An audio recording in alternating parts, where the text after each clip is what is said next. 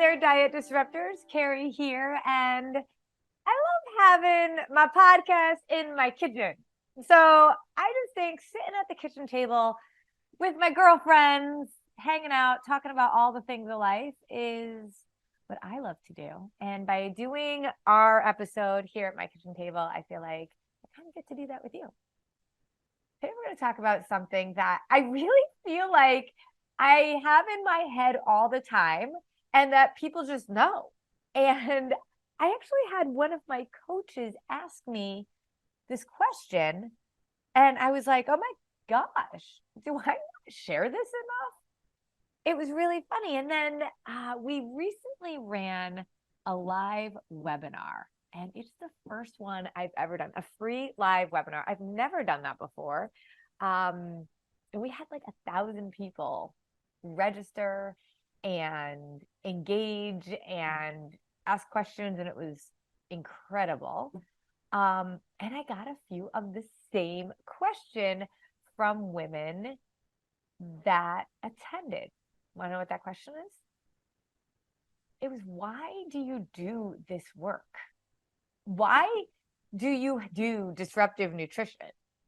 Because I had been an educator for more than 20 years, living a very successful life in that world. I had been a special ed teacher. I was actually nominated as Teacher of the Year, as first year Teacher of the Year. My first year, I was in my element. And by the end of my career, I had been a national educational consultant, relying on my expertise as a behavior specialist to be traveling the country and teaching teachers and their administrators how to really look at our classrooms in a different way. And back then I said to them, if you really want something different, you have to do something different. And we started with classroom management and helping them understand behaviors, not just within their students, but that their behaviors are what, as teachers, are what often triggered certain behaviors of students. And by analyzing ourselves, we could actually change the culture of our classroom. And I actually did it with real-time coaching. I put an earpiece in a teacher's ear, and I would stand at the back of the classroom and cue the teacher in real time to be able to make adjustments. When I do media, when I'm on the news or being interviewed, or we have our television show, I'm the co-host of the most watched nutrition show in the world. And I always have an earpiece in my ear, and the producers are talking to me in real time. And so I always joke that, I was doing that in the classroom. So I was like ready for TV. But the amazing thing about all of that work that I had done was that it was really setting me up for what I'm doing now.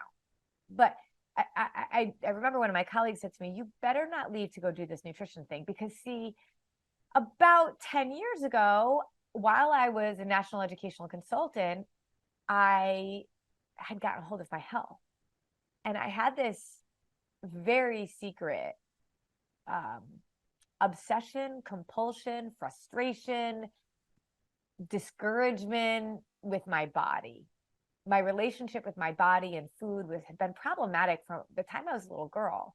When I was a little girl, I was really, really thin. You could see pictures of me. There's this joke. I had the same pair of shorts from when I was like 3 years old till I was like 12.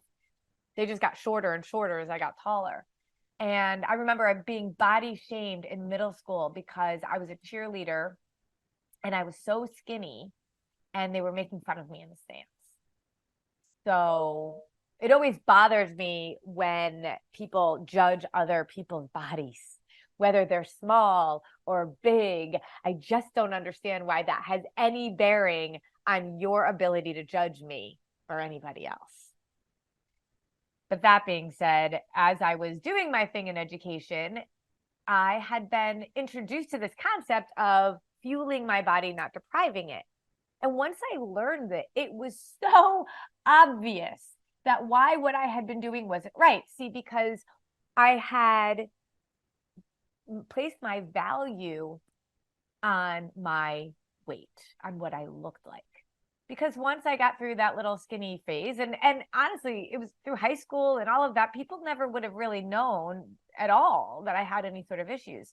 However, I was a college cheerleader, Division I college cheerleader, and at the end of my senior year, when my season ended, I remember going into my school job at university, and everybody in the office ordered pizza, and I literally could not eat the pizza.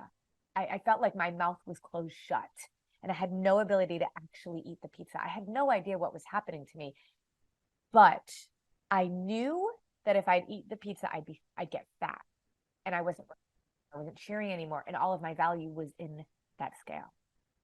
I remember calling my mom, and my mom, who I mean, my mom and I are so close, but I didn't even realize, and I don't think she even realized the relationship she had with food in her body. And she was unable to really recognize what was happening, support me with what was happening. And I really was on my own. And I think about that a lot as a mom, because so much of what we do, we can't teach what we don't know. We can't teach what we don't live. It's not authentic. It's not real. It's not going to be intuitive. And there's no way she could have taught me to love myself, to see my value outside of the scale, when that wasn't where she was. So then comes on the eating disorder, only then to fast forward through to when I was pregnant and finally felt like I could eat without guilt, that I ended up gaining 80 pounds and struggled to be able to lose it in a way that was healthy. Now, keep in mind, I got pregnant through IVF. I had gone through years and years of infertility. I was a mess when it came to my health.